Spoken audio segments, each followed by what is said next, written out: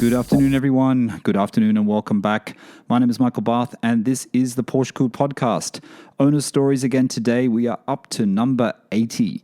Number 80 and it's a good one. Today I have Miguel. Miguel's joining me from San Francisco in the US and Miguel has had a lot of cars. We're going to try and fit most of his story into the hour or so that we have today, but he's had a lot of cars. He enjoys his cars. He tracks his cars and he likes to mod his cars. I think you guys are going to enjoy this one, so I'm not going to talk much more. Let me get Miguel, on through Zoom, and let's start talking about his PorscheCooled owner story. Okay, welcome back, everyone. Welcome back to PorscheCooled and welcome back to Owner Stories. So I am joined now, and it's taken a little while to organize this because I think I may have canceled on Miguel, but Miguel's here from San Francisco in the US. Miguel, thank you for joining me on the podcast today. No, it's my pleasure. It's my pleasure, Michael. Yeah, I've been a fan of yours for quite some time, about 2 years, I suppose, and it's quite impressive to see where you've gone with this. Thank you, and I really do appreciate. I know you've been a supporter. You've been a supporter of the podcast through PorscheCooled on Patreon from I think almost when I started it. I think you were very, very early as one of the first Patreons, so I really appreciate that. So thanks for the support there. It's been great. Yeah, no, my pleasure. In fact, I think it was January. I think it was like end of 2020 or January 2021. I think you were one of the first ones. So we've got a bit of just to let the listeners know, this is going to be. We'll try to cover everything today, but Miguel has got like a very, I'd say you've got a really interesting history with cars, with motorcycles, everything you've done to cars. And I want to try and cover as much as we can, especially, the modding thing and then the Porsches, Miguel. So I know there's a lot to go through, but let's just get straight into it. Let's just start at the first question I always like to ask about Porsche. Everyone knows what Porsche you have. It's in the title. What is it about Porsche? What happened? What was it for you? When did Porsche start, you started noticing Porsche? Was it when you were a kid, when you were growing up? Did anyone have one that you knew? Or was it just something that you sort of started looking at later in life and started thinking, hey, I want to get one of those? Well, I think for me, and probably for quite a few of your listeners, I'm 58 years old. So growing up in San Francisco, the Bay Area, in California, the whole European import, Japanese import scene, it just wasn't quite there yet in the 70s, which is when I was starting to notice vehicles. It was about hot rods and muscle cars, and those are the things that I grew up with. And so with that, I didn't see much Porsche. Okay. I mean, there were the Porsches that would come in and out. You would see them, but it didn't really strike an interest to me at all because I grew up around Mustangs and that sort of thing. But to get to the point, my first actual experience with Porsche was when I was in high school.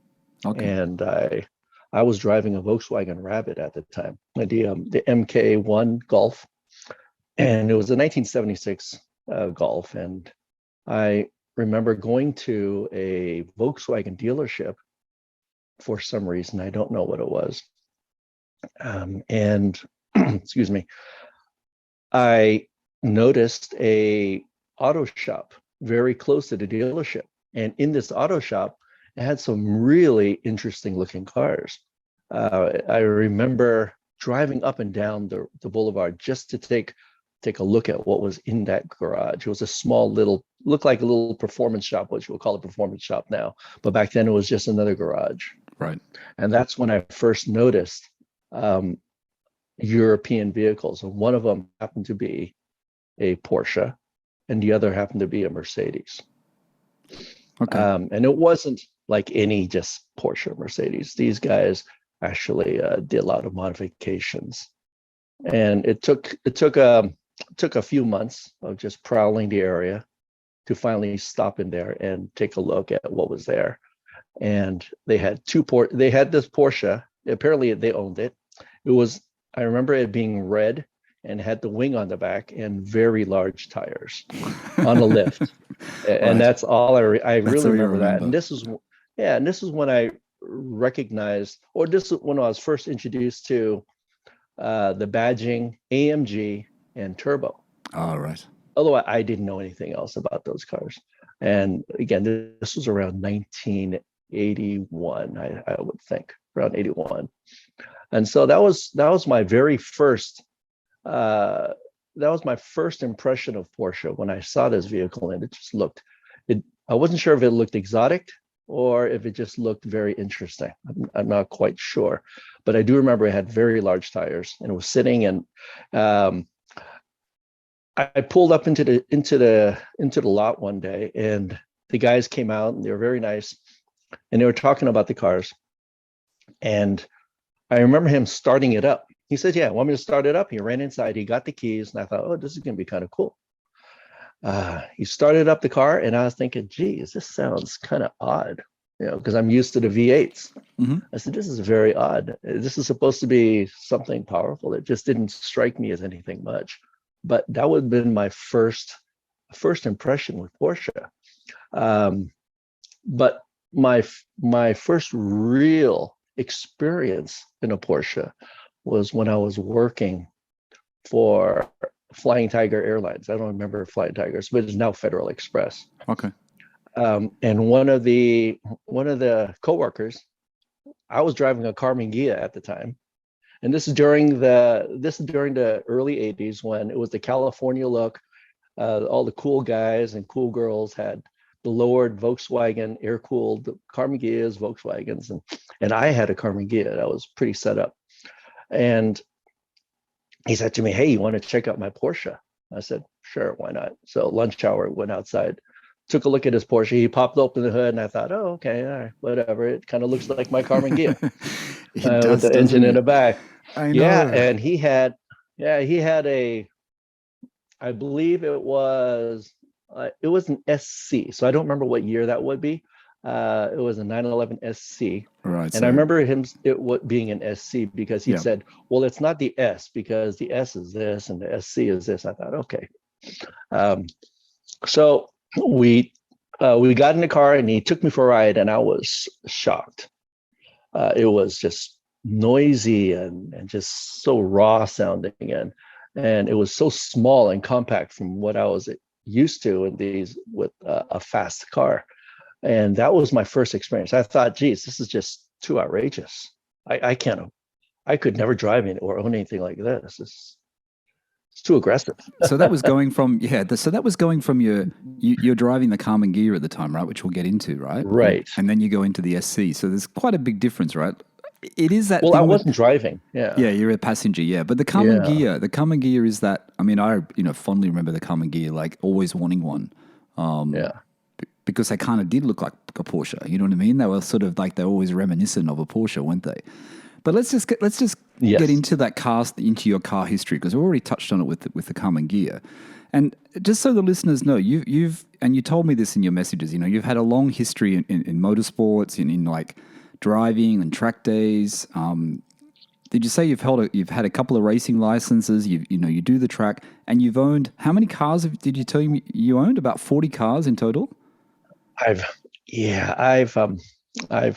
wasted my money on about 40 cars and probably just as many motorcycles. Yeah, I think you told me usually 30, I buy something. Yeah, 35, right? At least 35 motorcycles, at least, and cars very, very similar in that amount. But or registered under my name. It's not just owning the cars, though. I mean, the fact that you do so much to these cars, and I want to get into that so the listeners, really understand what you've been doing, through your whole life. Really, you've been modding cars, you've been, tweaking cars. Even with your current Porsche today, you're still tweaking it, right? Or you have tweaked it to the point where it's pretty good. And we're going to talk about that because it is a Tiptronic. And I want to talk about that side of it because we've had lots of conversations about Tiptronics on the podcast before. But what are some of those, you sent me a list, and I said to you before we started recording, I think one is missing because I did a search online for, I just tell the listeners, your Instagram is @calspeed. So if the listeners want to go to Instagram, and it's @calspeed, CAL speed, have a look at Miguel's Instagram, and you'll see some of his cars on there. Or just do a search for, I think Miguel told me you just do a search for, was it calspeed Datsun, Miguel? Is that what you told me? You can say calspeed, you can say calspeed Datsun or calspeed Porsche. And I was given that nickname, calspeed, back in the 90s. And it sort of stuck. Yeah, it's sort of stuck. It's good. It's good. And a lot of things come up. A lot of things do actually come up. And you should, I just want the listeners to do that and have a look at that as well, because I think they'll find it really, really interesting. But let's go to that car journey, Miguel, before we get to the Porsches, those standout cars. And I want you to include the Datsun that you didn't include, if there's something else you didn't include. So what are the ones that, I mean, we talked about the Carmen Ghia. What sort of car was that? What, did you do a lot of work to that one as well? Well, the Carmen Ghia was probably my fifth or sixth car, somewhere around there. Okay. And yes, I did do a lot of work on it. Prior to that, I had the Volkswagen Golf. And then following, just prior to the Carmen Ghia, it's hard to say. It might have been a Toyota Celica. But okay. I don't quite remember. But when I picked up the Carmen Ghia, and it was because one of my friends in high school, he was very much into the new Volkswagen, I guess the customizing of the air-cooled Volkswagens. Right. And he introduced me to his Carmen Ghia, and I thought, wow, that's a good-looking car. I mean, he says, yeah, well, it's not very fast, but it looks really good. And I thought, yeah, well, I don't really need fast, which is what I thought, right? So I picked up a 1972 Carmen Ghia, and immediately I pulled the motor. And well, first what I did was I lowered the car. I changed the front suspension to an adjustable height suspension, and then that wasn't enough. Then I changed the exhaust. I put, the big tires in the back and the skinny tires in the front, and cruising around, and people want to race me on the street. And here I am in a 1600cc Volkswagen car. Yeah. So then all of a sudden the motor comes out, and it became I think a 1776 with dual Delordos carburetors and camshaft and everything, and it became very fast. It was a fun straight line car. And so I cruised around in that for a while until it started. It has always been reliable, but the problem was certain girls wouldn't want to go out with me in that Carmen Ghia. It was just not a very nice car to go out in. So I ended up buying something else. They were under the radar for a while where they weren't there. There was the Carmen Ghia, and I've talked about it before. Yeah. Is it the Fastback, the VW Fastback? Right, the Fastback also. Which I always like the look of that. Type 4 or Type 3 or Type 3, I think. Yeah, I always like the look of that one. Yeah, that's the car. Yeah, it's a nice one. What was the first memorable car then? If the Carmen Ghia wasn't the first one, it was just the first on my list. What was the first memorable car that you owned then? Well, the first car would have been a Volkswagen Rabbit, and that would have been memorable because it's my first car. I got that when I was a junior in high school, and at that time, the modding scene was not quite there for imports, and so basically all I did was I painted the bumpers and the wheels black, and I put big hella lights on the bumper. You remember those big lights, like the rally lights? Well, the rally thing was sort of the thing back in the 80s. And I put the big rally lights on there, and I hooked it up to my battery, to a switch in my car. And I remember that switch catching fire because I didn't know anything about running relays and all this kind of stuff. But that was my first car. The car didn't catch on fire, but the switch did catch on fire, and I was able to put it out. But it was silly.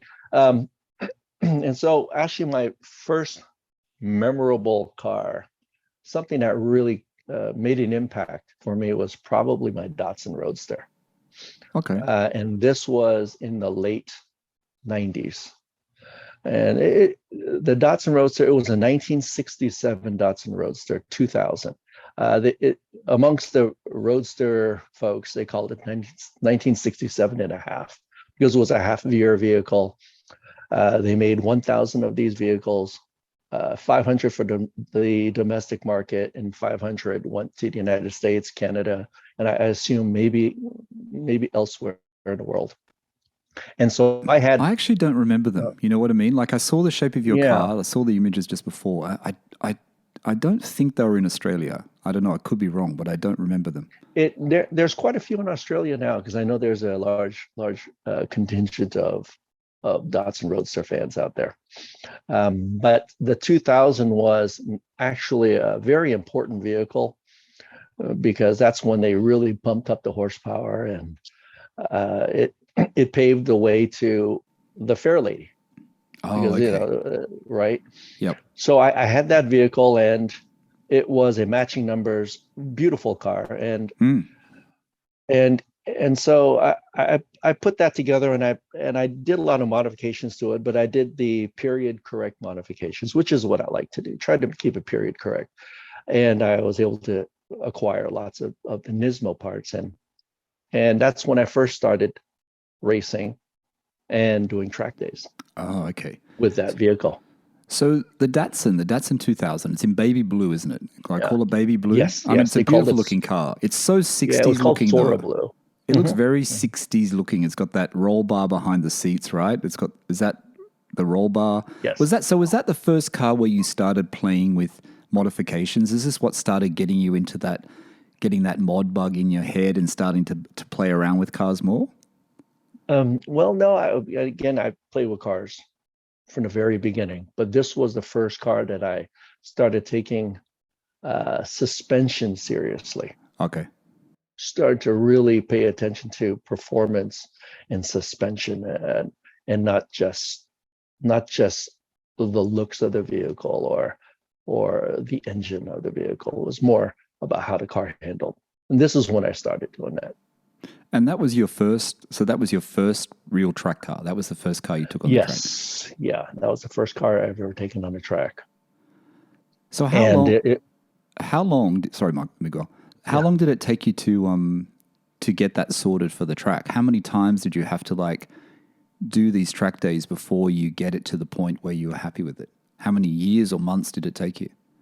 So my first track, the first time I was ever on the track was in 1997, and it was the first track day I ever did, and I was invited to come to the track by the Pantera Club.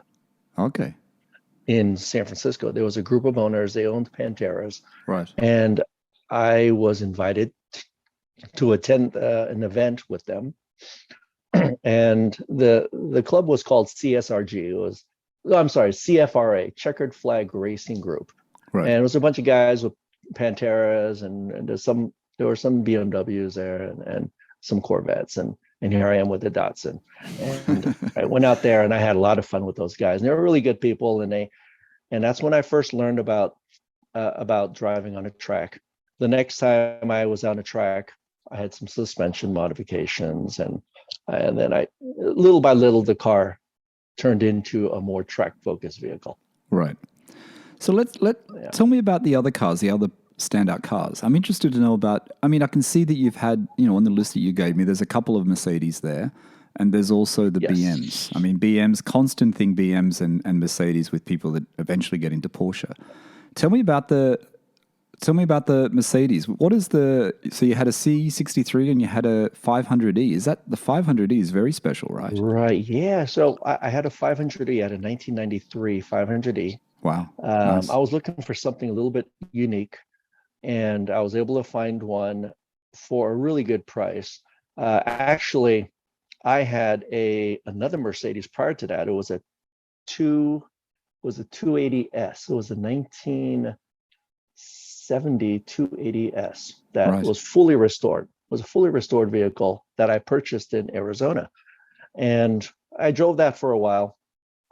And I realized it really wasn't what I wanted. So I was at the gas station, and this guy pulled up to me and said, "Hey, that's a nice looking Mercedes. are you going to sell it? And I said, well, I was thinking about selling it actually. I said, oh yeah, possibly.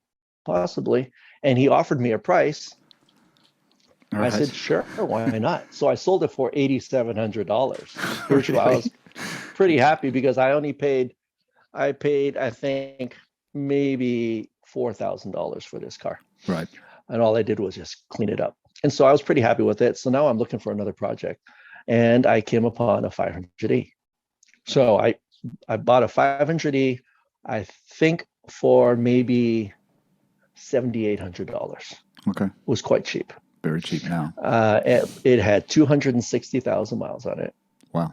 And it was a good running car. And the wiring harness had been replaced. I know that was a big thing. And I remember that. And I didn't realize it was an issue. But he explained to me, yeah, the wiring harness has been replaced. So I thought, okay. But otherwise, I drove that around for a while. I cleaned it up. It had the phone in the center console, and it was just a beautiful, solid vehicle. And then I redid the suspension on that. I took the air suspension out, and I put I think it was HR springs on that car, and I put different Bilstein shocks on there, and it became a nice handling car. But yeah, I drove that for a couple of years, and then I ended up selling it to a gentleman in New Jersey. In New Jersey. Did you take that one to the track? So that was a track No, car as well? I didn't. No, and the reason, there was a period where I had to lay off the track for a while because I was having kids. Okay, fair I enough. had some babies. And so because of that, I just did not have time to go to the track. And so with that car, I just took it to a lot of car shows. Yeah. Fantastic. I had some fun with it. Took it on road it's a nice trips car. and It's a beautiful car car. shows. Yeah. They're worth a lot more today, that's for sure. Yeah, they are. Yeah, they are. I don't remember what I sold it for, but it was maybe $10,000. And that wasn't that long ago. That was only 2016. Oh, really? So tell the listeners about the BMWs. What about the BMW? So you've had you've had the Carmen, you've had an early Volkswagen, you've had the Mercedes, a couple of Mercedes, and now you're into the BMWs. They fit in there as well. How did you enjoy it? Were they enjoyable? Did you like the BM? Well, yeah, the BMWs. Yeah, the BMWs came prior to the Mercedes. It was my way of entering into something a little bit more luxurious and a little bit more reliable and comfortable for the children. So I had a couple 90s 3 Series. I've also had an 80s 5 Series BMW. And I think my standout would have been the BMW 2800 that I had. The BMW 2800. What is that? I'm not familiar with that. Which one is that? Yeah, I had a BMW 2800. It was not the 2800 two-door CSI or the CS, okay. But it was the 2800 that looked like the Bavaria. You remember the Bavaria? Yes, I do. Yeah. Yes. And so it was a four-door BMW 2800, which is quite rare actually. And so I had one of those, and those were my BMWs that I had. Unless I had something else, I don't quite remember. But then it turned into Mercedes. I picked up a C32 Mercedes. Nice. When my son was born, I picked up a 5-year-old C32. Nice. And that was a fun car. That was my first performance. That was my first AMG. See, already the listeners can see you've had some great cars. You know what I mean? There's so many more, and you've had some great cars. What's another one before we get into the first Porsche? Is there another one you want to tell the listeners about? Another memorable one? Yeah. Well, before the first Porsche, you had a Miata as well, right? Then it became kind of. Well, that came later on. That did come quite a bit later on, but I think the C32. Then I started to need the SUV thing, because with 3 kids and in-laws and road trips and vacations, Disneyland, that sort of thing, the cars took a back seat, became SUVs. I had the big 7-seaters and the Nissans and the GLs and all that kind of stuff. It just, a dad car. You still had a lot of fun with the cars. This is when you were a firefighter at that stage. You were a firefighter in San Francisco, right? Yes. So you've Yes. got a bit of spare time. You've got unusual hours, and you can tweak these cars and take them on the track and then just enjoy them. Yes, that's true. Actually, I would bring my cars to the firehouse, and on slow days, I'd have the car on jack stands, and I'd be working on the car all day. Really? And the guys would look at me because they'd come out and they'd look at me and say, "Are you sure you're going to be able to get that thing back on the road by the time your shift ends?" I said, "Yeah, don't worry about it. Don't worry about it. I'll get it back on." How many times did you get interrupted? How many times did you get interrupted for a call out, and you've got to leave it on the stands and rush off? Well, being a big city San Francisco fire department, yes, that happened a lot. Yeah, it happened a lot. The calls would constantly come in, and boom, you're out. But no, I had a lot of fun working on cars in the firehouse because there was always a guy out there that wants to learn or is willing to help. Yeah, it's good fun. It's good fun. Yeah. So let's everyone's waiting for it. The first Porsche. Yeah. When did first Porsche. When did it happen, and what was it? So the first Porsche was I had the Datsun Roadster, and it was a 2-seater. It was fine, for my first daughter. She was she was born in 99, so we drove that thing around for a while, and she was in the passenger seat. And suddenly, number 2 daughter came along. So I thought, okay, well, this is not going to work out anymore. I'm gonna need to get something else. So I sold the Datsun for a pretty decent price. I was very happy, and I saw a 911. I never thought about buying a Porsche. Never thought about it. And I saw the 911 on what they called the Auto Trader. Do you remember the Auto Trader? It was like a paper publication. Yep. Saw it, and this is in 2003, maybe 2002, 2003. And so I thought, oh, it has back seats. I can throw a car seat in the back, and I can take both my daughters out. Well, that didn't work out. I bought the car. I made an appointment to look at the car. He drove over to the Presidio, which is an area near the Golden Gate Bridge. We met in the Presidio, and he says, "Have you ever driven a Porsche before?" I said, "No, I have not." He says, "Okay." I said, "I've driven a lot of sports cars, but I've never driven a Porsche." He says, "Okay, well, let's go take a drive." So it was a 1985 Carrera, and it was completely original. It was, I think, smoke silver or champagne. I forgot what the name of the color was. Might have been champagne. And it was a convertible. It was a ragtop. So I thought, okay, we took it for a drive, and immediately I thought, geez, what's wrong with this car? the front end feels so light. It just doesn't seem right. I drove it around a corner quickly, and I let off the gas a little bit, and it started to understeer. And I thought, geez, what's going on? And so it was a beautiful car, and I bought it anyway. And I think I paid $24,000. I think Fantastic. That's what it was. Right. And so I asked him, I said, "Well, why are you selling the car?" He says, "Well, I'm buying a new Porsche, and I can't have two." So that's the reason how I got it. But that car, immediately, once I got that car, I started to work on it. I brought it to a performance shop here in San Francisco. A very popular shop. It's called S Cargo in the North Bay, across the Golden Gate Bridge. Right. I dropped it off to them, and I said, what do I need to do to this car to make it a little bit feel better, because it just doesn't seem right. Mm-hmm. And they said, okay, well, we're going to corner balance it and do all these different things to it. And they worked on the car, and it was a fantastic car. Had some great drives with it. Was it 6-speed, Miguel? It was, yes, it was. I actually saw. Five speed.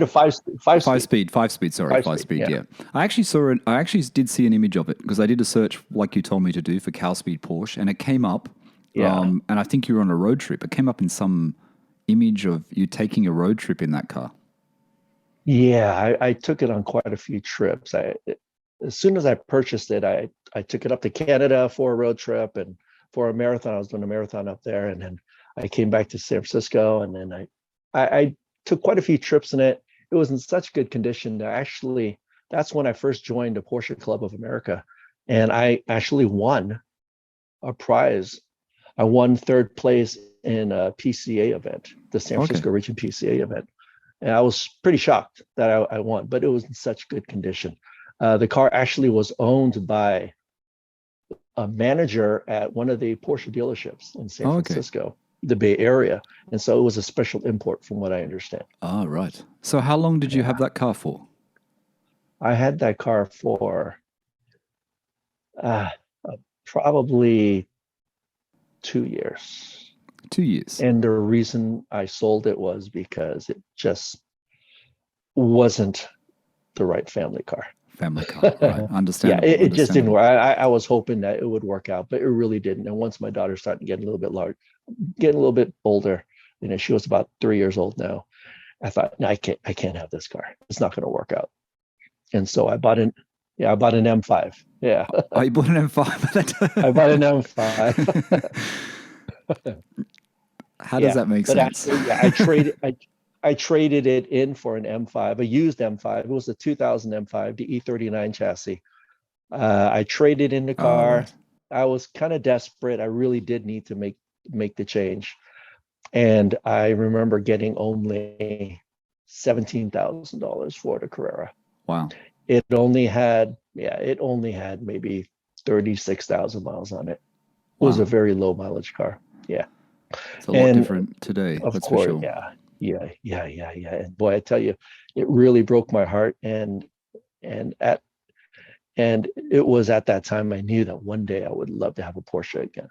I just didn't know how it was going to happen. Well, but I really wanted another one.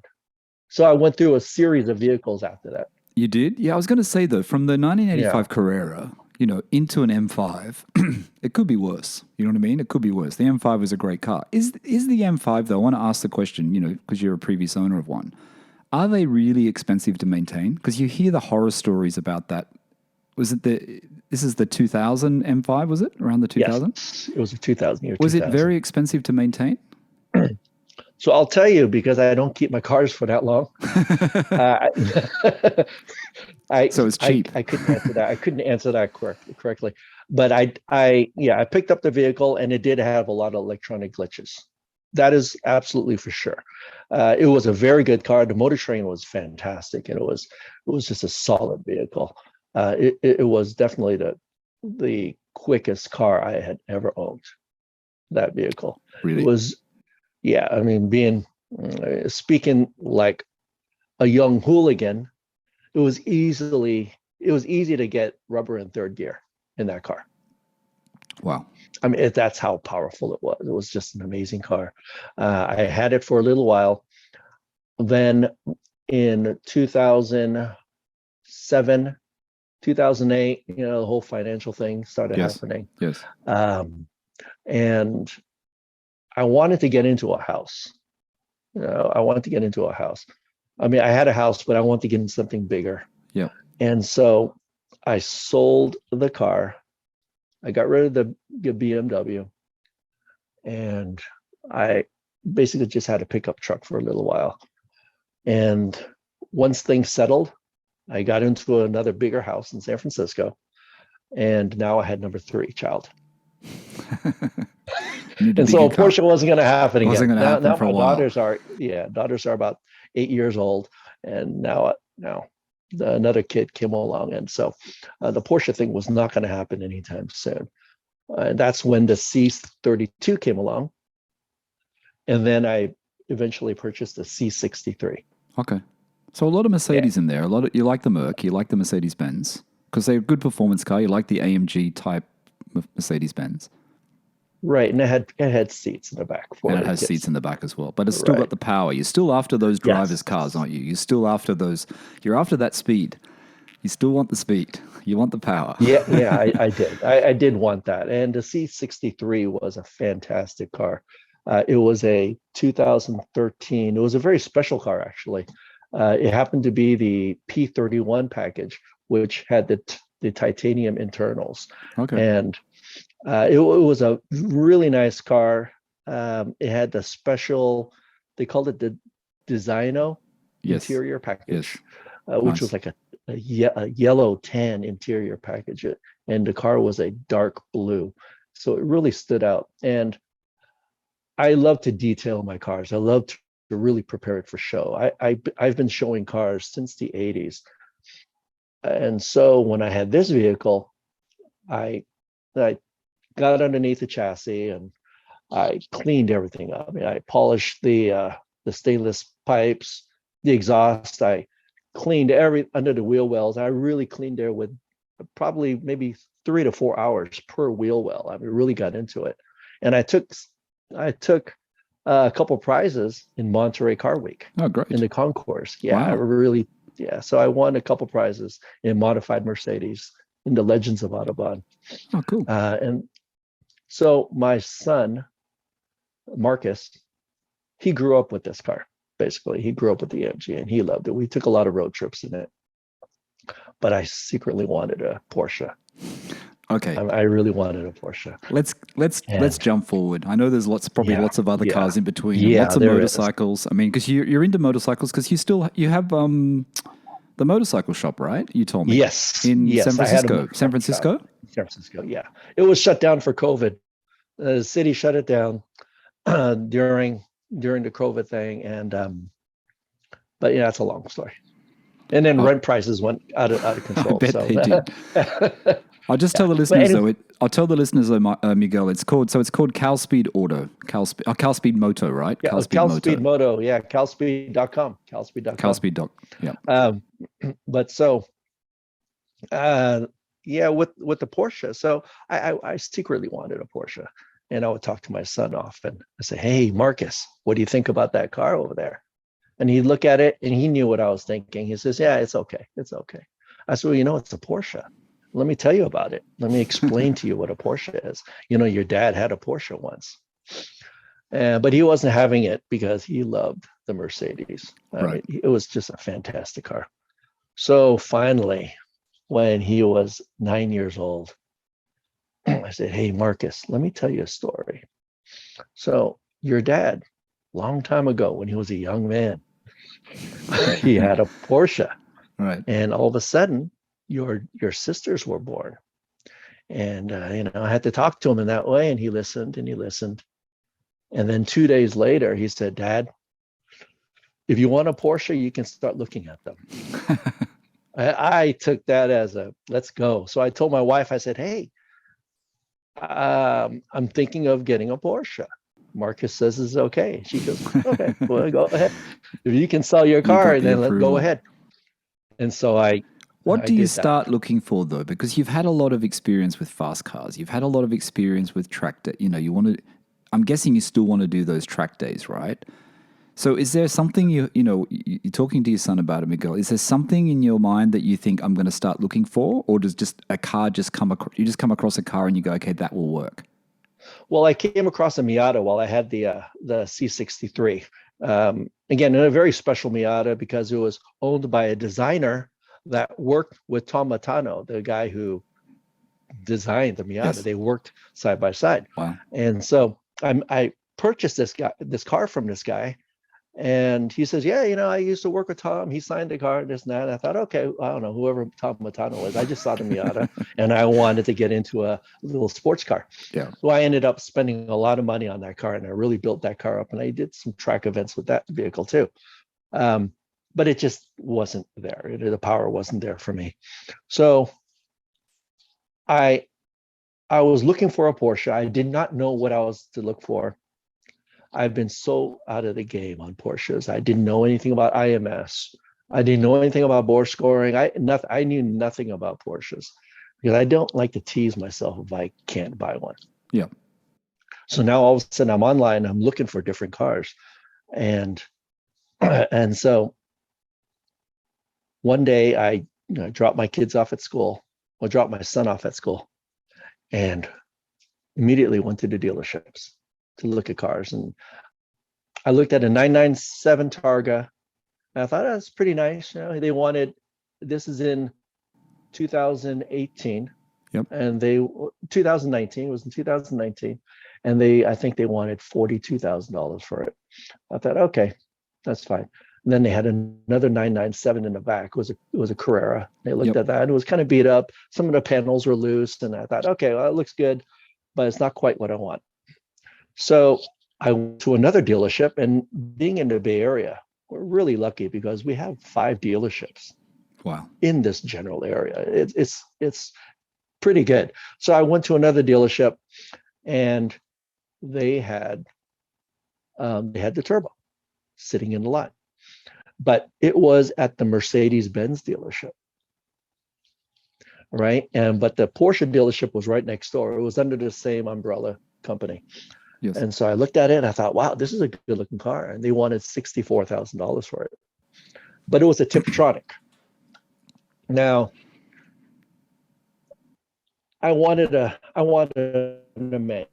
You wanted a they manual. wanted $64,000. What year, Miguel? And it was a Tiptronic. It was a 2008, so it was a 997.1. And what year did you find this? What year was it? How long ago? I forget. In 2019. 2019. Yeah. Okay. Yeah, November 2019. They wanted $64,000 for the car. It was a Tiptronic. I drove it around. It was nice. I wanted a manual, but I thought, my wife also wants to drive it, and she had to commute from San Francisco to Silicon Valley. Okay. So I thought this would be easy for her because she doesn't drive stick, and that way she can enjoy the vehicle as well. Yeah. And so I looked at it. I thought, okay. So I thought, you know what? I'm out here. I'm going to go to another dealership. So I went to another one about 30 miles away, and I saw a really nice 4S. It was a 2009 4S, and they wanted $56,000 for it. Okay. And it was absolutely beautiful, but I even made an offer on the car. I actually made an offer, but there were some bad things happening with the salesperson and me, and the way they played. They were playing around with me, and so I just pulled my offer and I walked away after 2 hours. I finally just walked away. Yes. And I went right to the other dealership, and I purchased the Turbo for $55,000. 55. So they bargained down. 55, yeah, 55, and they gave me a very good price for my C63. Oh, that's good. That's good. So they were very happy to get the C63 because I bet they were. Mercedes-Benz dealership. Ah, right.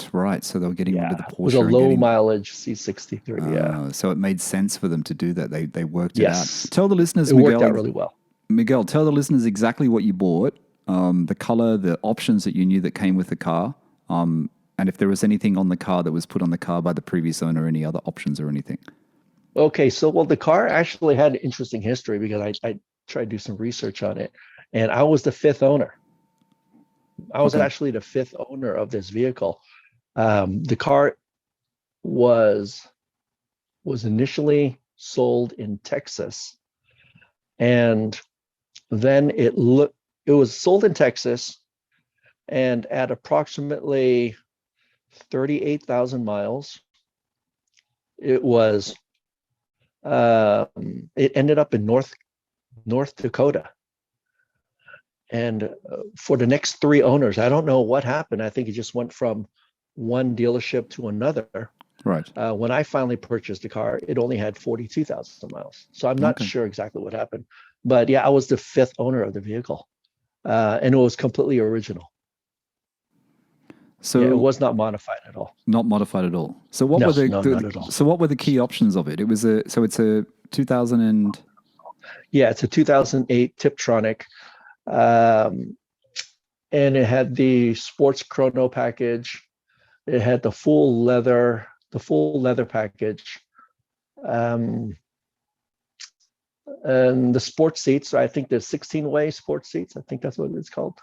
And also has the multi-function steering wheel, which is, kind of gadgety, but that's what it came with. And that's pretty much it. Yeah, and so it had a sticker of $135,000. So that's what it was. Yeah. Yeah. And look, we're going to talk about it because we're going to talk about the Tiptronic side of it. And we know a lot of people are Tiptronic haters. I'm not a hater of Tiptronics at all. I just don't know much about them. We have spoken about it on the podcast before, and you probably heard about it when someone was telling me about when I read that article about the 993 Tiptronic. It was an article that I found on 911 UK forum here in the UK, and it was an old link, and it had all these links to all these 993 resources because I was doing a search for 993s, Michael, and it was about driving a Tiptronic, how to get the best out of driving a Tiptronic, and how it's got a certain program, and once you get it on the track, the Tiptronic program actually reacts differently. And I want to tell the listeners that you gave me that you said to me in your message that you use this car, and this car you use on the track. Just tell the listeners about the transmission and how it performs on the track, because you use it as a tourer, you use it as a daily. As you said, it's great because your wife can drive it, and you also enjoy it on the track. And I've seen the photos; it looks like you're having a great time.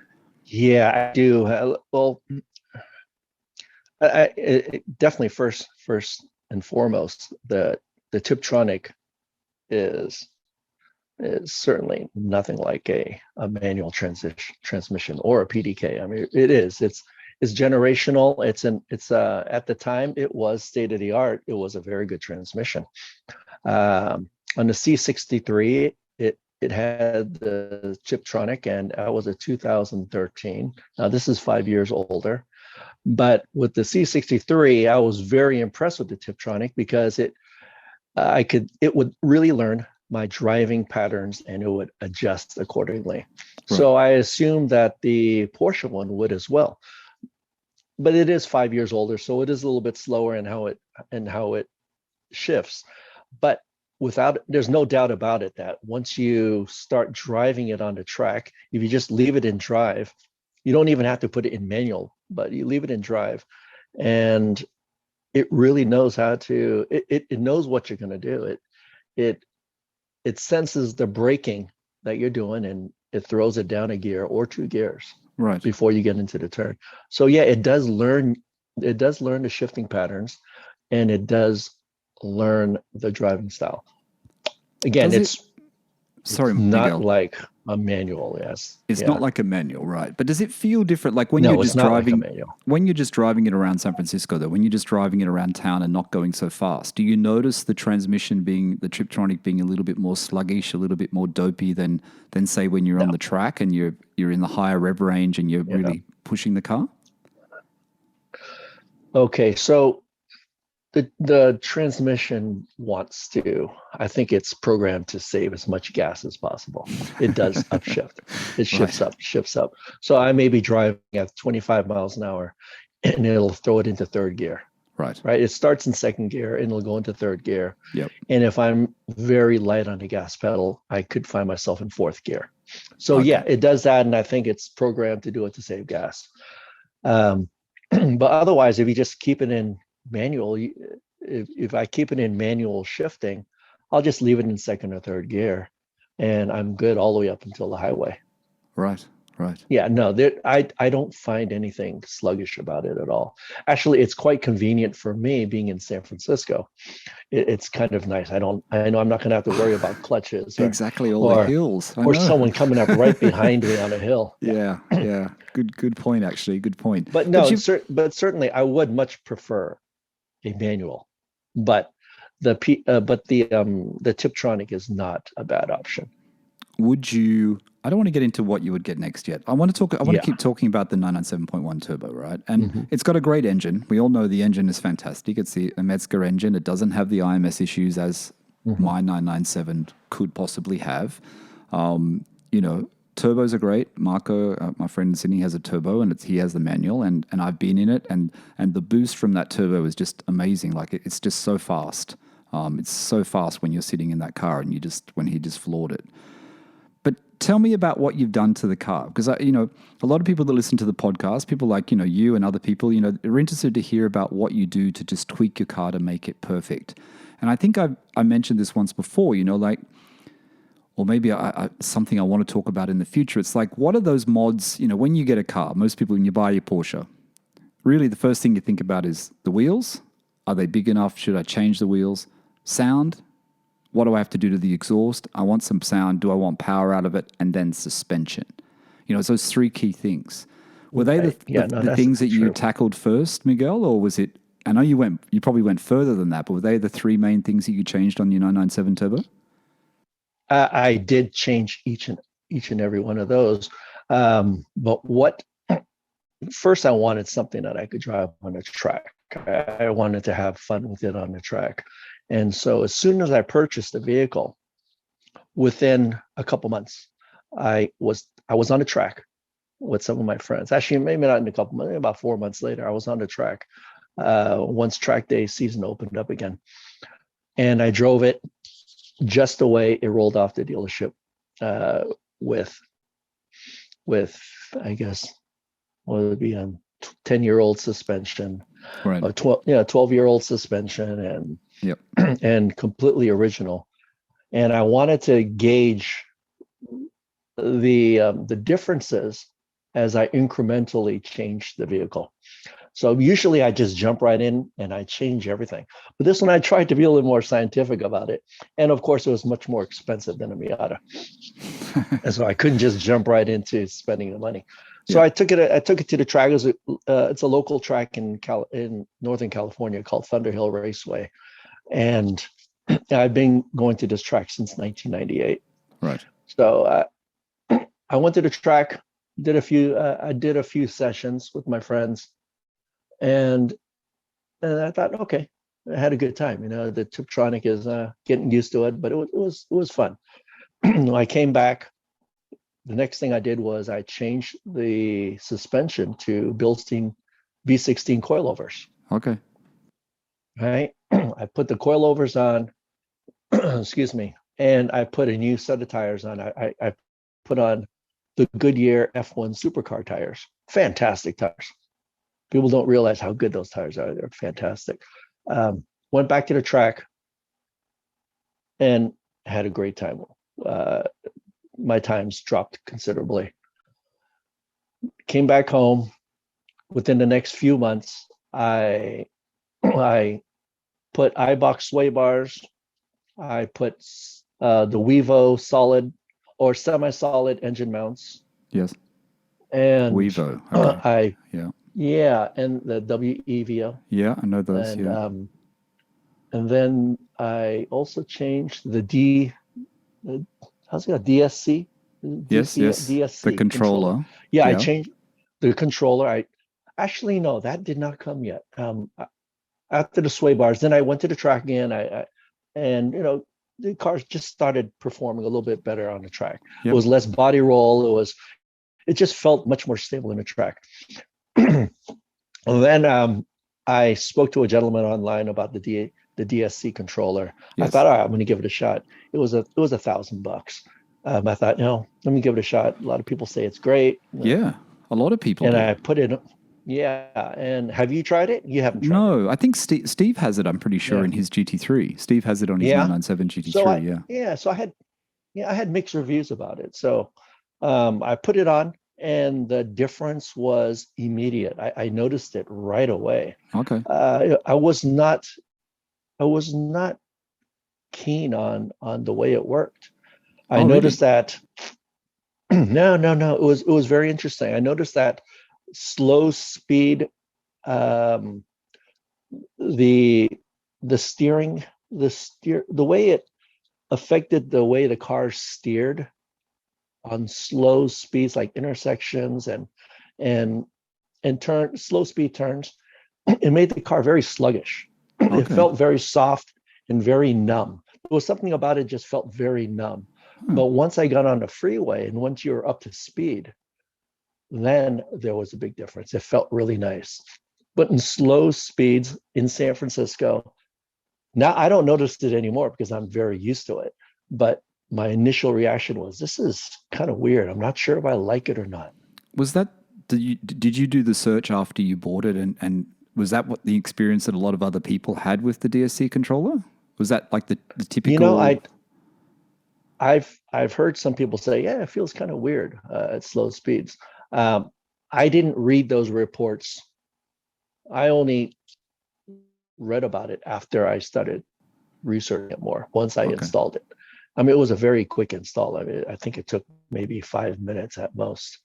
You just snap in the module, but it made a big difference to the way the car felt.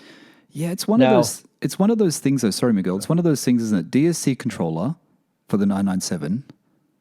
And then what's the other one for 993s? The Steve Wong chip or whatever. Everyone talks when they talk about 993s, they get the Steve Wong or something chip? I always read about that. It's like these two things you always keep reading about, like it's supposed to be fantastic. Yeah, I'm not familiar with that one. Again, I was out of the Porsche game for so long, so I don't know what the 993 modifications were. But yeah, for the 997, the DSC controller, yeah, I would recommend it. It's a really nice mod, but in the very beginning, I thought it was a little bit odd. Okay. I didn't quite like it. But on the track, it makes a big difference? You know, again, it's very difficult to say because I was still incrementally changing the car, adjusting different things, adjusting the settings of my coilovers and changing the settings of my sway bars. And so I was doing a lot of different things. So it's hard to say. But right now, I mean, I was just at the track just last weekend, 4 days ago. I was at the track and I had a great time with the car. My track times with that car are, I think they're You're happy decent. with them. Yeah, I'm very happy with it. Yeah, So, I'm not the fastest guy out there, but I'm very happy with the way the car performs. how do you know though, for you though, how did it work for you with the 997, Miguel? Like, how do you know what to do? You know what I mean? Is it just based on your previous experience with all your other cars and your track time that you know that you want to change the engine mounts, that you know what sort of suspension you need? Where are you getting all this information from? Just your previous knowledge, or how do you find all this information? Well, a lot of it is just previous modifications on different vehicles. It's usually basically the same thing, but a lot of the more technical information I'm receiving, and knowing which products to buy. Should I buy this brand or should I buy the other brand of the engine mounts? Yes. RSS. A lot of it is either on one of the major forum groups, or maybe on a Facebook group, just seeing what people talk. It's not something people generally talk about. So I'll throw out a question, say, "Hey, what kind of engine mounts do you guys use?" Yes. And lots of people will throw their input out. Hey, who uses coilovers? And someone will say, "Oh, I like the KWs. I like the Bilsteins. I like this and that." So I get a lot of people throwing out information without saying, "Hey, are the Bilsteins any good?" Yeah. And then people just want to talk about Bilsteins, or they'll say, "Oh, well, these are better." So I just throw out coilovers, and people throw out different information. And so that's how I got a lot of my information. See, I was doing that when I was looking at engine mounts, right? Because I knew when my engine mounts were changed over, thinking, should I just go for stock, or should I get RSS, or should I get the Weevo ones? And honestly, I found it so confusing. When you go and start diving in there, it's like, it's too hard, you're going to hate it. This one's better, the RSS is better, the Weevo's better. And it gets to the point where I just went, I'm just going to stick with stock for now. It's too difficult a decision. And I think a lot of people are like that with their Porsche. It gets to the point where it's hard to go. And I like what you said, that the purists will cringe because of all the modifications. Some of the purists will cringe because of the modifications you do in the message to me. Right. Because it's very hard for some people, like even people like for me, you know what I mean, to go from the stock engine mount to go into something like the Weevo or the RSS or whatever.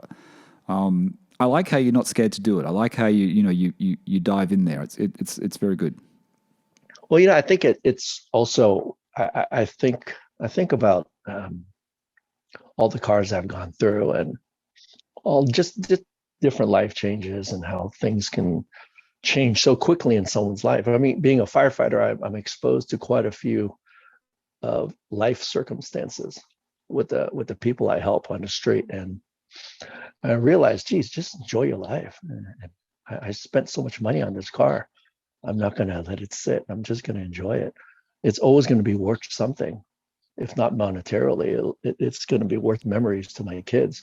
Yeah. And we have a good time taking drives down Highway 1, just take a spirited drive down Highway 1. And these are the things that I think are more valuable than the car being worth $10,000 more. Yeah, true.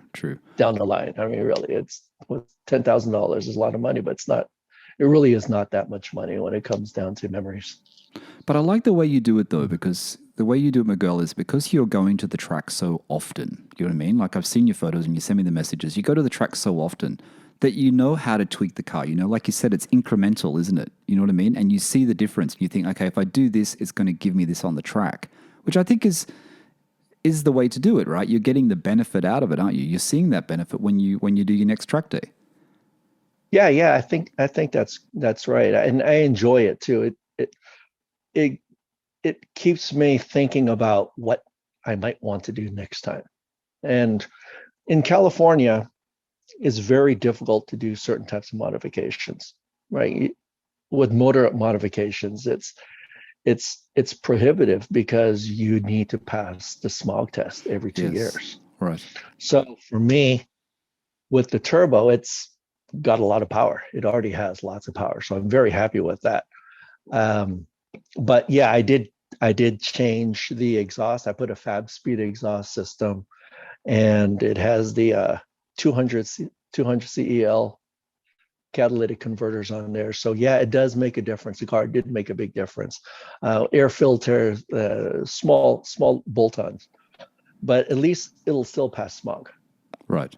And the last thing I want to do is have my car red flagged. Yeah. Because then it ruins it for, throughout the history of the vehicle, it'll always be shown as a red flagged vehicle. Right. So what else do you want to do to the turbo? Is there anything left to do, or have you pretty much got it to the point where you're quite happy with it now? I'm pretty happy. Yeah. I'm pretty happy with it. It's reliable. I just had the dreaded water lines. Really? The water the line service. I just had to do. They had the coolant lines. Oh my gosh, that was expensive. That was a real pain. And I read about it. I read about that on the forums. Yep. And I was showing the car. I was at a Cars and Coffee one day, and as I parked and I walked away from my car, and of course you turn around to look at your car. Yes. And I saw fluid dripping from the back. Really? And I thought, oh my gosh, right? Is that what I've been thinking of? What I've been reading about? And sure enough, it was coolant. And I made it back home. I was across the bridge, and I made it back home. Yeah. And immediately prepared to have the car worked on. So you had to get, so that's for the listeners that don't know, the coolant lines on the Metzger engines, right? On the turbos and the GT3s, Yes. 996s and 997s were used, Right. Porsche used some type of glue, right? They used a glue which doesn't, after a period of time, it degrades, right? It's it degrades. It degrades, but when they applied this glue, this is the way I like to think about it, is when they applied the glue or this adhesive, it really was probably the state of the art at the time, right? Yes. It was what was the proper thing to do. Yep. Who knows what's going to happen in 10 years? I mean, things happen in 10 years. And how do you test for something like that? So yeah, and I suppose they could have done different things, like pinning the lines and welding lines. I guess they could have done that, but it may have been cost prohibitive, or maybe there was a reason why they did not do that. Could be. But certainly, yeah. I had the leak, and so I had the service done. I dropped the motor and did everything, and several $1,000s later, the car's put back together. It doesn't drive any different, but at least it doesn't leak. Yeah, it's very expensive because they got to drop the engine, don't they? And they pin the lines, right? That's what they call it. They pin the lines. Did your water pump fail as well? Because I don't know if you heard a recent podcast. Steve's water pump failed on his GT3. Yes. Right. Water pump failures, is very difficult to predict. I mean, you can predict it. You can hear a little bit of a rattle on the pulleys. Yes, you can hear it. Oh, really? Yeah, I think so. Yeah, I've on different cars. I don't know about the Okay. Porsche, about the 997. I'm not sure, but I do know that on some of the other vehicles, that when you can hear a little bit of a rattle, usually that's an indication that the water pump is going.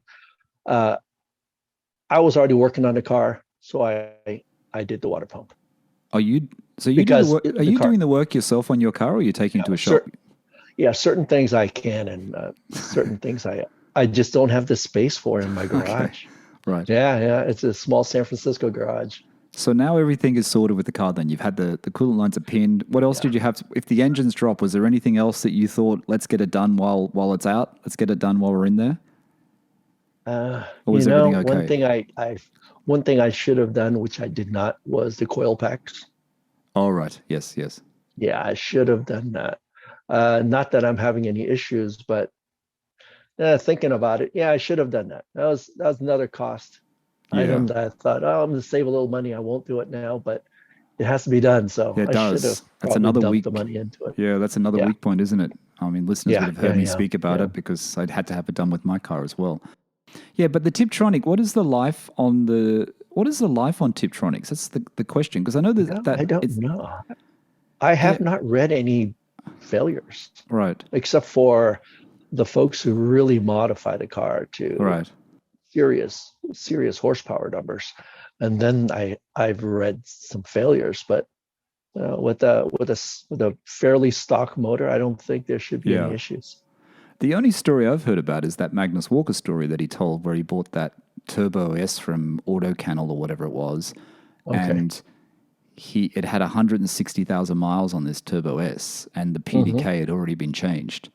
And I think he made the point that it was something like a $20,000 bill, whoever had changed it beforehand. Like he had the Right. paperwork. But that's PDK, so it's different. Yeah, the PDK. Actually, I've heard several stories about the first generation of the PDK.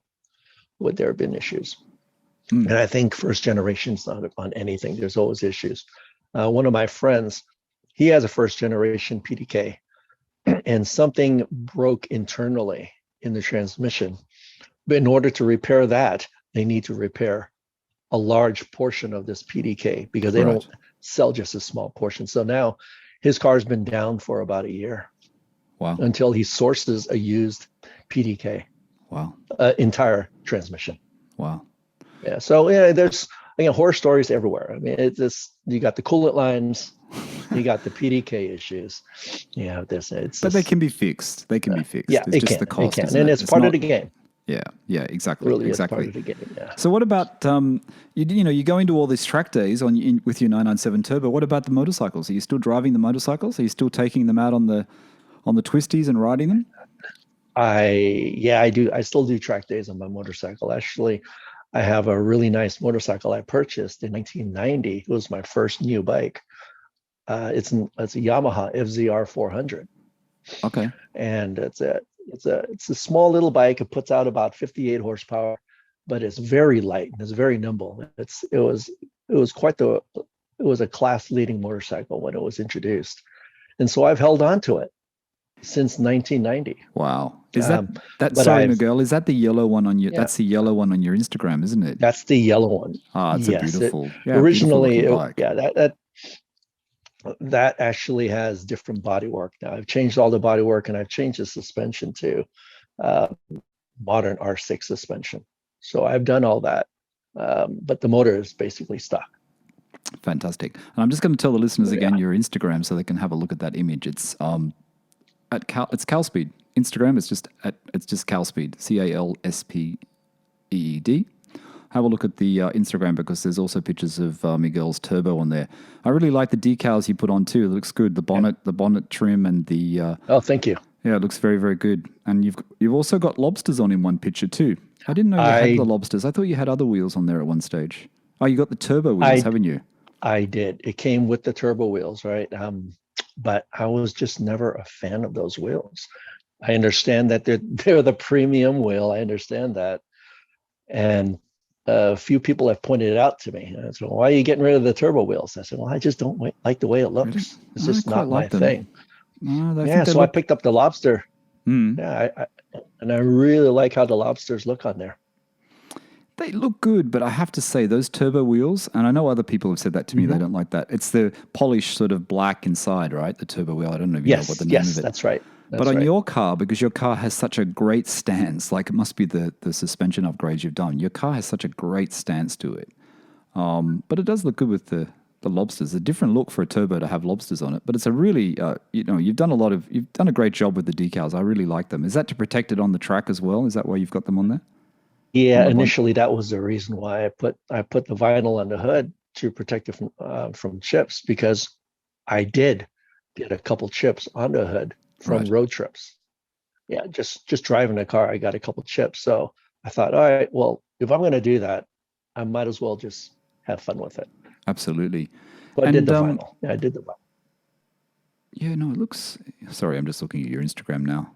Looks really, really good. Who's the friend that owns a Ferrari in your driveway? Is that in your driveway? Oh, it's a fellow firefighter. Very nice. Very nice. Yeah, fellow firefighter. You've never owned a Ferrari? No, I haven't. And it's not that I don't like them. It's just I think the maintenance will be a little bit much for me. Yeah, a little bit. Yeah. So what else then? So you've got the couple of things I want to ask you. First, you said before you don't have Michelin tires. You didn't get Michelin tires. Is there a reason why you didn't go with Michelin? Because Porsche guys are usually Michelin guys, right? It's sort of, we always follow the Michelin sort of thing. Was there a reason why you didn't go with Michelin? Well, I think the main reason was because I wanted to see what other tires are out there. And then once out, then I'll put on the Michelins. If I go straight to the Michelins, I might be biased. So I tried out the Goodyear F1 supercar tires. Right. Fantastic tires. I was shocked at how good they were, but they don't have much of a tread wear. I think I got 3,000 miles out of it, and I can't afford to buy tires after 3,000 miles. I had 2 track days out of it and a road trip, and that was about it. And right now I'm running with the Continentals. Right.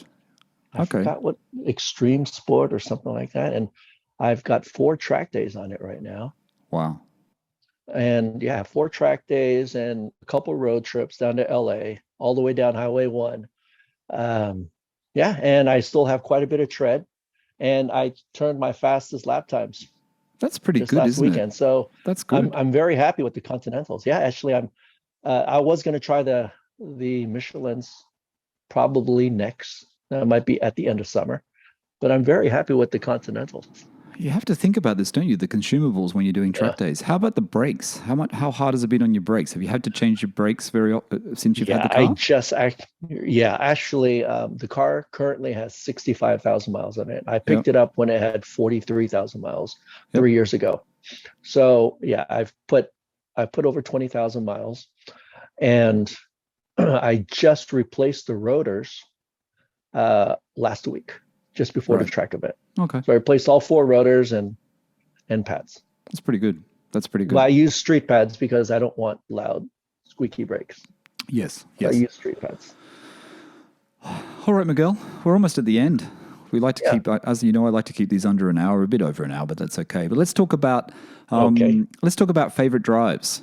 Let's talk about if someone's coming to San Francisco and they're bringing their 911 or their sports car. Or they want to hire a sports car. Where would you say to drive? And I know you said that you were thinking about doing an adventure touring business, weren't you? Didn't you say something to me in one of your messages? You were thinking about doing some business, or was that? That may have been someone else. I'm not sure that was me. Yeah. Okay. I do a lot of adventure motorcycling. Oh, right, adventure motorcycling. I do that. Yeah. Okay. But if someone were to come to California, it's pretty obvious Highway 1 is quite the event. Just driving the entire coastline from San Francisco to Los Angeles, or Los Angeles to San Francisco. Right. It's a one day. You can do it in one day, but it would be nice to do it as a 2-day event. Otherwise, you head into the Sierras. In California, we're quite blessed with so many wonderful roads. And for the most part, the pavement is pretty decent, unless you're in the cities. So usually for a day trip, I might head into the Sierras, go to the top of the Sierras and right back down in one day. it's about a 500-mile day. Fantastic. Do you usually pick if you're driving, if you're taking your bike out for a ride on the road, do you usually pick the same roads that you pick for the Porsche? I typically do, yeah. But for the motorcycle, because I have an adventure bike, some of the roads can be a little bit more rough, so I wouldn't take the Porsche there. Yeah. But no, for the most part, I take the Porsche. I take the Porsche pretty much everywhere, unless the roads are horrible. The suspension won't compromise, but I do take the car quite a bit. I'm not sure how many more track events I'm going to do with the car, because it's becoming such. I guess I hate to say it, it's becoming such a valuable car, and I'm not sure if I could ever afford another Porsche, and I'm not sure how many more events I want to do with the vehicle. Whoa! I enjoy it, but I think the turbo. You bought it at that point, didn't you? Whether it be a manual turbo, and I was speaking to Amanda, who was on a couple of owner stories ago. She had the manual, and they gave it up and bought their Spider, right? And she said the same thing. The value just went crazy very, very quickly. Right. It's funny. I monitored. I look at the prices online, like Bring a Trailer and Doug DeMuro's site. You see I see the prices, and it's kind of ridiculous. Yes. The car's worth it. The car is worth it. It's a funny thing I say Bring a Trailer also, because the founder of Bring a Trailer, Randy Nonnenberg, he was my neighbor. Oh, we really? lived a couple blocks away from each other. Oh, wow. And on my way to work, I would drive past his house, and this is a few years ago, quite a few years ago. And I would pass by his house, and I would see a Porsche parked on the street in front of his house. And it said BAT across the front windshield. I thought, wait a minute, I recognize that. And so one day I saw him in front of his house, and I said, hey, Bring a Trailer. And he says, you know about that? And I said, yeah. And then we started chatting, and BAT now is where it is. Yeah. But this was quite a few years ago when he lived just a couple blocks away from me. I bet he has a few more Porsches. I bet he has a few more Porsches today than he did then. Yeah. He always had a pretty neat car parked in front of the house. Fantastic. He's a really nice guy. Miguel, we're almost at the end. We're at the end. Is there anything else? You'd like to share with the listeners before we go? No, I think we pretty much covered everything. Yeah. If ever in San Francisco, if anyone is visiting San Francisco, feel free to send me a message on my Instagram. I'm always available to show people around or take a drive. I'm very open to that. I like to keep my door open for that. Yeah. Fantastic. I'll be doing that if I'm in San Francisco, Miguel. You can count on it. Yeah, certainly. All right, Miguel. Thank you so much for being on Owner Stories today. It's great to have you on. Sorry it took so long, but it's been great. Thank you so much for sharing your story. No, it was my pleasure. Thank you too. Yeah, and congratulations on where the journey that this has taken. Thank you. Yeah. All right, everyone. That's Miguel coming in from San Francisco in the US. Instagram at calspeed, and also calspeed.com. Miguel, is that right? Yeah, that's the motorcycle shop. Motorcycle shop which is I calspeed. still do some side shop. Yeah. Side shop. But Instagram, have a look at the Instagram. It's calspeed, and give Miguel a follow. Tell him you heard his story on Owner Stories. And check out his 997. He's got lots of images on the Instagram of his 997. 997.1 Turbo Tiptronic. It's a track car. It's his long distance tourer, and it's also a daily driver. It's a really good looking car, and it's a great story. All right, everyone. Thanks for listening to the PorscheCooled Podcast. Bye for now.